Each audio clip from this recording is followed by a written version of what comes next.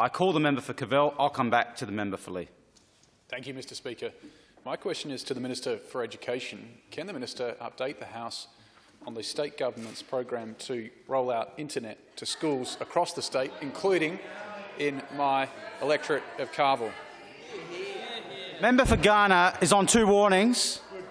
Minister has the call. So I'm very pleased to get this question from the member for Kavel, because he, like all members on this side, are concerned deeply with the opportunities we have to build South Australia, to build the infrastructure in South Australia.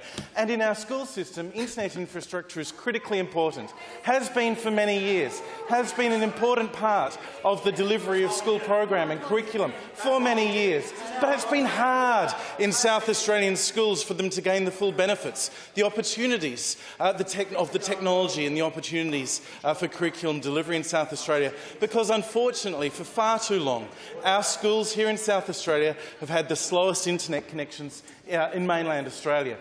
Indeed, from the beginning of this term in government, when Stephen Marshall was elected as Premier, to the June of next year, we are going to go from having the slowest internet speeds on the mainland to the fastest. And that is a very exciting proposition for schools around South Australia.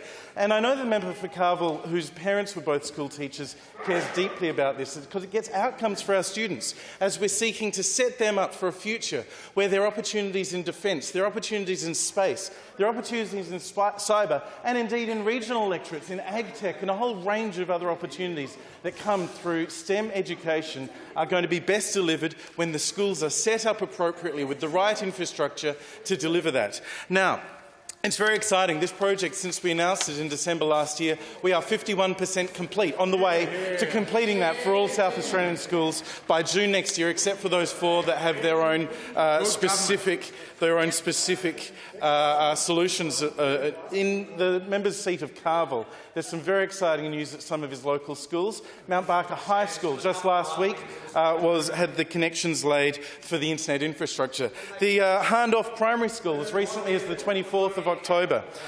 Very soon, the Mount Barker Primary School and the Oakbank Area School on the 6th and 5th of November, respectively. Be quiet. And in Term 4, also in Week 8, we'll see the Nairn Primary School and Woodside Primary School connected. Littlehampton and Mount Barker South will also have the opportunity to have this connection before the middle of next year.